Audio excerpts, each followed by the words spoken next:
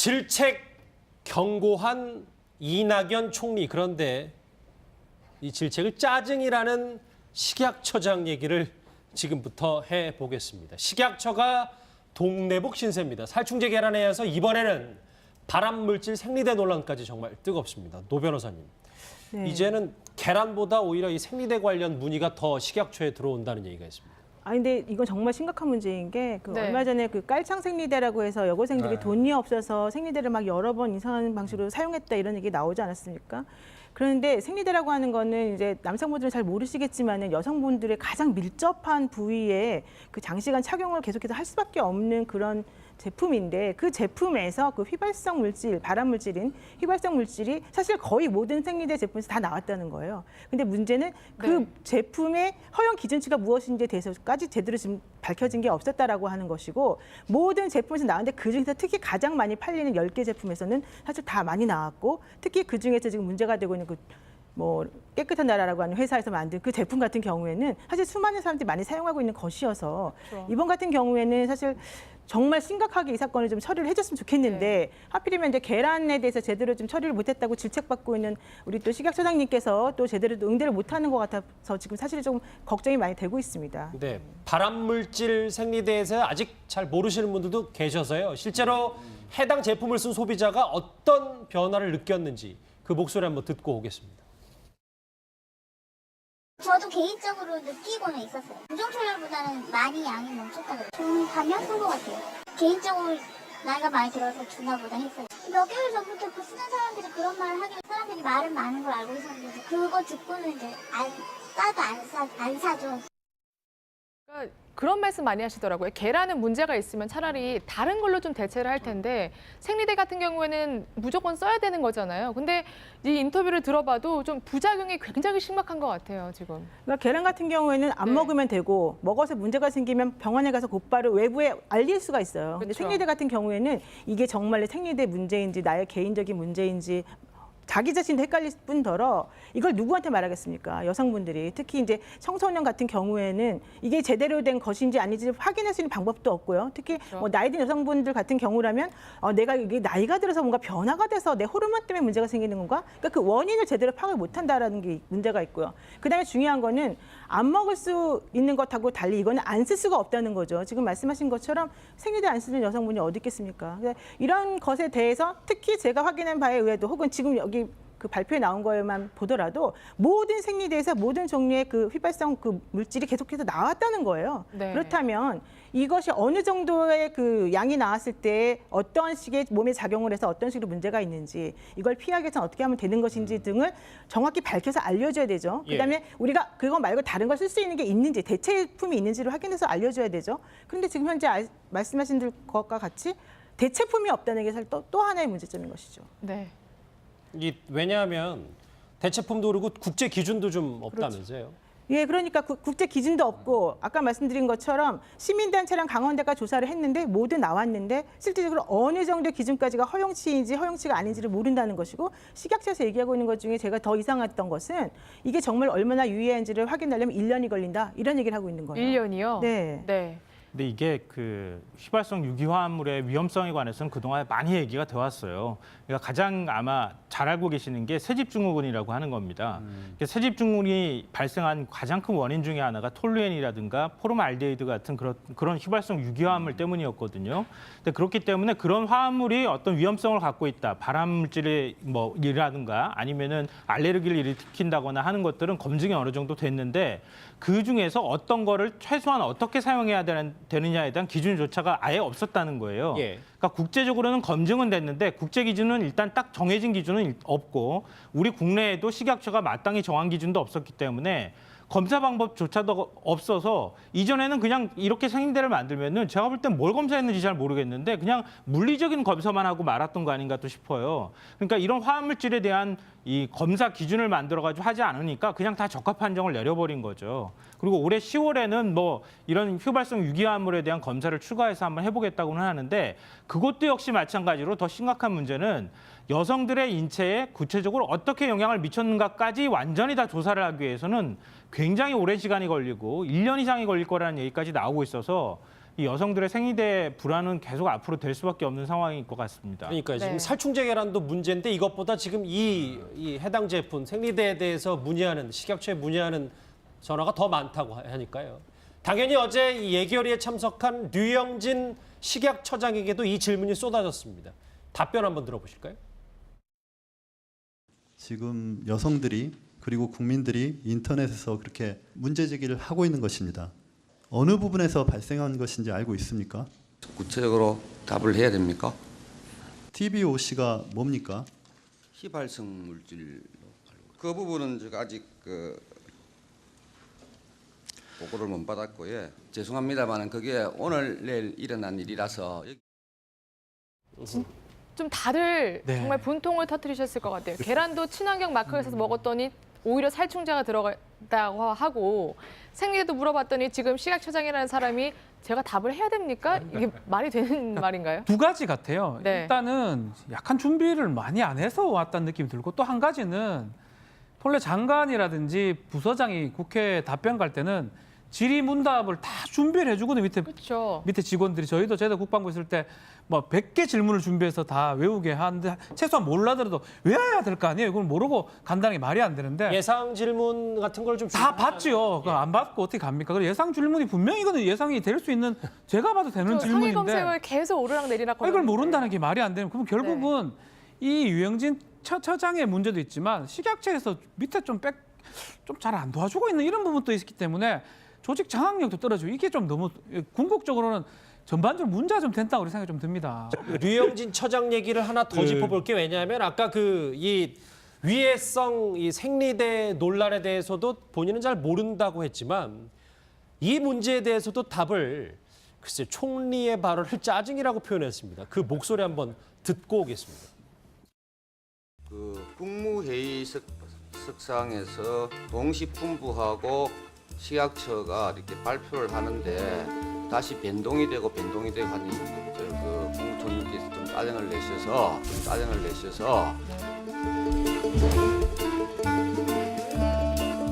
국회 업무보고 할 때 어떻게 하고 오십니까? 공부 다 하고 오시지 않습니까? 네, 저는 식약처장이 빨리 업무를 장악하고 완벽한 보고와 설명을 할 수 있기를 바라고 있습니다. 그래서 제가 꾸지람을 했습니다. 짜증을 내셨다 이렇게 말씀을 하셨는데 질책을 하신 거 아니겠습니까? 그렇죠?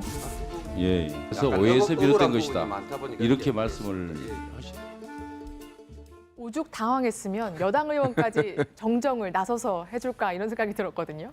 그러니까 사실은 원래 이 문제 네. 살충제 계란 문제가 터졌을 때 식약처가 제대로 대응을 못했잖아요. 그렇죠. 그때 그래도 한 달밖에 임명된 지 안 된 처장이기 때문에 다 모든 업무를 다 파악할 수가 없고 또 나름대로 어떤 관료 사회를 뭔가 주도력 있게 끌고 갈 수 있는 그런 시간은 좀 부족했을 것이다. 이렇게 이해하고 넘어가려고 했던 분들이 상당히 많았는데 저 역시도 사실 좀 이해해줘야 하는 측면이 있다고 생각했던 입장이었는데 최근에 이제 몇 번의 발언들을 보니까 이건 이해해 줄 수 있는 상황이 아닌 거 아닌가? 뭐 이런 생각이 들 수밖에 없는 것 같아요.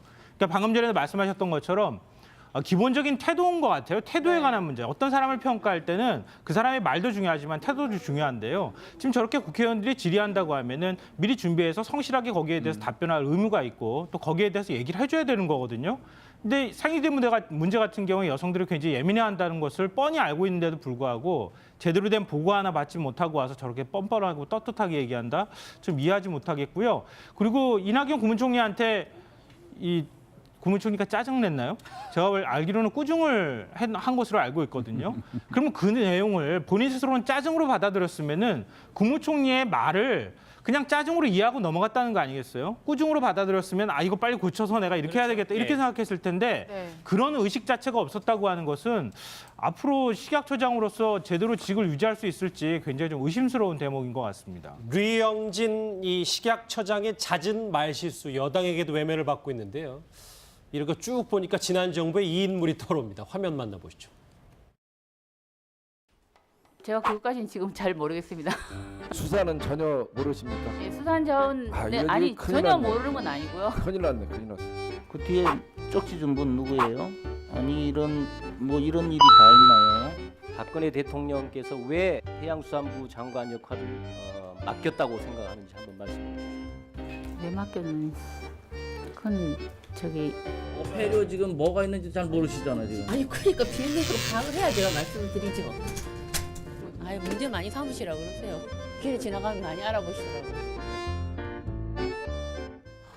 이 지난 박근혜 정부 시절에 이제 윤진숙 이 해수부 장관 후보자가 떠오른다는 분들이 참 많아서요. 그런데 류영진 시각처장이 노 변호사님 부실 대응도 언론 탓 그리고 웃음기 또 때문에 또 질타를 받은 것도 있습니다. 그러니까 이제 질문을 하는데 이제 제대로 대답을 못하면서 약간 이제 겸연쩍어서 아마 조금 웃음을 하신 것 같긴 한데 그렇다 하더라도 상당히 심각한 상황이었고 특히 본인이 이 사태의 심각성을 모르고 있다라고 하는 것 때문에 국민들이 지금 힘들어하고 있는 그 상황에서 이제 웃음으로 그 상황을 모면하려고 했다는 것 자체가 사실은 이제 더 문제가 된다라고 생각을 지금 하고 있습니다. 그러니까 기본적으로 아까 뭐 우리 평론가님 말씀하셨지만은 짜증이든 꾸지람이든 그게 중요한 게 아니고 본질적으로 이 사건의 문제가 무엇이 정말 중요한 것인가 또 그걸 해결하기 위해서 어떻게 본인이 스스로 해야 되는가라는 것을 알아야 되는 것인데 지금 그런 부분에 있어서 가장 중요한 자리에 계신 분이 제대로 판단을 못하시고 대답을 못하신 게 있고요. 또 뭐 계란 하루에 126개 성인이 먹어도 아무 문제 없다라고 또 발표 같은 걸 할 때는 본인은 또 쏙 빠지시고 다른 분이 발표했잖아요. 그러니까 그런 것들을 보게 되면 실질적으로 이 사건과 관련해서 책임이라고 하는 것이 본인에게 있다는 것을 잘 통감하지 못하고 계시는 것 같아서 그 부분도 조금 아쉽습니다. 이 류 처장 때문에 이제 5년 만에 또 저 윤진숙 해수부 장관도 소환되고 말이죠. 그런데 류영진 식약처장이 문재인 대통령의 최측근이라는 주장도 나왔습니다. 오늘 국민의당 박주선 비대위원장 이렇게 얘기했습니다. 류영진 식약처장은 언론에 보도된 바와 같이 문재인 대통령의 부산 지역 최측근 중 한 명으로 알려져 있습니다. 문재인 대통령에게 묻습니다. 이게 탕평인사입니까? 탕평인사 2번만 하게 되면 사고공화국이 될 판입니다. 네, 이제 문 대통령의 최측근이란 이제 주장이 나왔는데 실제로 저희가 찾아보니까 부산시단 대의원 대회에서 두 분이 같이 계신 모습이 저희가 찾아봤거든요. 네. 실제로 최측근이라는 주장이 이러면 좀 의견 타당해 보이기도 하고요. 이 최측근에 대한 기준이 뭔지는 잘 모르겠지만 문재인 대통령 주변에서 계속 문재인 대통령을 도운 것은 분명히 보입니다. 그리고 두 번의 대선을 치르는 동안에 계속 정책위 부의장을 지냈고 그래서 이쪽 식약 부분과 관련돼서 나름대로 정책적인 부분들을 계속 뒷받침해주는 역할들을 했었던 것으로 보입니다. 그러니까 문재인 대통령이 식약처장을 임명할 때 아마 유영진 처장이 머릿속에 딱 떠오르지 않았을까 그런 생각은 드는데요. 그러니까 사실은 더 안타까운 문제가 그거예요.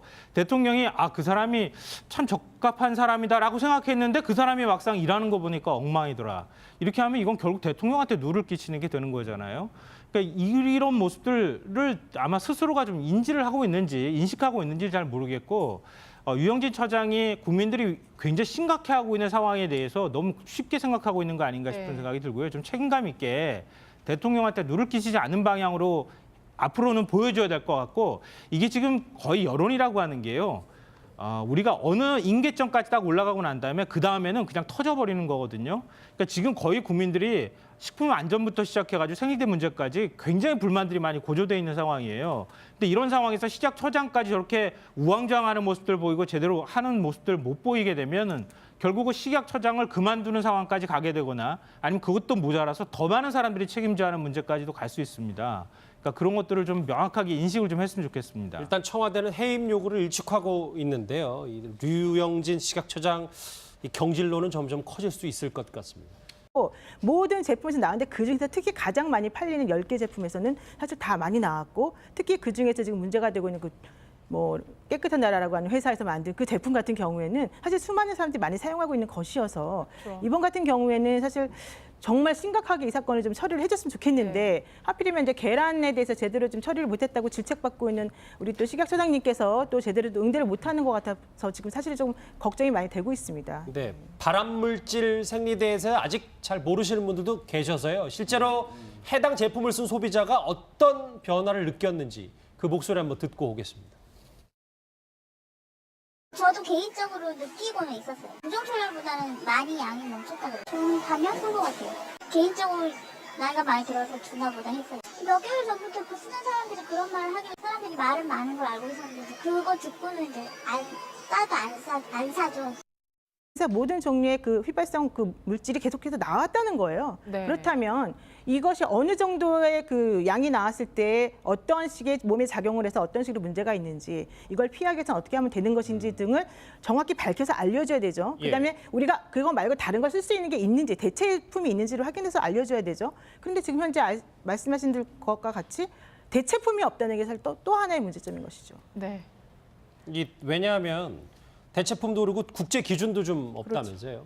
예, 그러니까 국제 기준도 없고 아까 말씀드린 것처럼 시민단체랑 강원대가 조사를 했는데 모두 나왔는데 실질적으로 어느 정도 기준까지가 허용치인지 허용치가 아닌지를 모른다는 것이고 식약처에서 얘기하고 있는 것 중에 제가 더 이상했던 것은 이게 정말 얼마나 유해한지를 확인하려면 1년이 걸린다 이런 얘기를 하고 있는 거예요. 1년이요? 네. 네. 근데 이게 그 휘발성 유기화합물의 위험성에 관해서는 그동안 많이 얘기가 돼 왔어요. 그러니까 가장 아마 잘 알고 계시는 게 세집증후군이라고 하는 겁니다. 세집증후군이 발생한 가장 큰 원인 중에 하나가 톨루엔이라든가 포름알데히드 같은 그런 휘발성 유기화합물 때문이었거든요. 근데 그렇기 때문에 그런 화합물이 어떤 위험성을 갖고 있다. 발암물질이 이라든가 아니면은 알레르기를 일으킨다거나 하는 것들은 검증이 어느 정도 됐는데 그 중에서 어떤 거를 최소한 어떻게 사용해야 되느냐에 대한 기준조차가 아예 없었다는 거예요. 예. 그러니까 국제적으로는 검증은 됐는데 국제 기준은 일단 딱 정해진 기준은 없고 우리 국내에도 식약처가 마땅히 정한 기준도 없었기 때문에 검사 방법조차도 없어서 이전에는 그냥 이렇게 생인대를 만들면은 제가 볼 땐 뭘 검사했는지 잘 모르겠는데 그냥 물리적인 검사만 하고 말았던 거 아닌가 또 싶어요. 그러니까 이런 화합물질에 대한 이 검사 기준을 만들어가지고 하지 않으니까 그냥 다 적합 판정을 내려버린 거죠. 그리고 올해 10월에는 뭐 이런 휘발성 유기화합물에 대한 검사를 추가해서 한번 해보겠다고는 하는데 그것도 역시 마찬가지로 더 질책 경고한 이낙연 총리. 그런데 이 질책을 짜증이라는 식약처장 얘기를 지금부터 해보겠습니다. 식약처가 동네북 신세입니다. 살충제 계란에 의해서 이번에는 발암물질 생리대 논란까지 정말 뜨겁습니다. 노 변호사님. 네. 이제는 계란보다 오히려 이 생리대 관련 문의가 더 식약처에 들어온다는 얘기가 있습니다. 아 근데 이건 정말 심각한 문제인 게 네. 얼마 전에 그 깔창 생리대라고 해서 여고생들이 돈이 없어서 생리대를 막 여러 번 이상한 방식으로 사용했다 이런 얘기 나오지 않았습니까? 그런데 생리대라고 하는 거는 이제 남성분들은 잘 모르시겠지만은 여성분들의 가장 밀접한 부위에 그 장시간 착용을 계속해서 할 수밖에 없는 그런 제품인데 그 제품에서 그 휘발성 물질, 발암 물질인 휘발성 물질이 사실 거의 모든 생리대 제품에서 다 나왔다는 거예요. 근데 문제는 그 제품의 허용 기준치가 무엇인지에 대해서까지 제대로 지금 밝혀진 게 없었다라고 하는 것이고.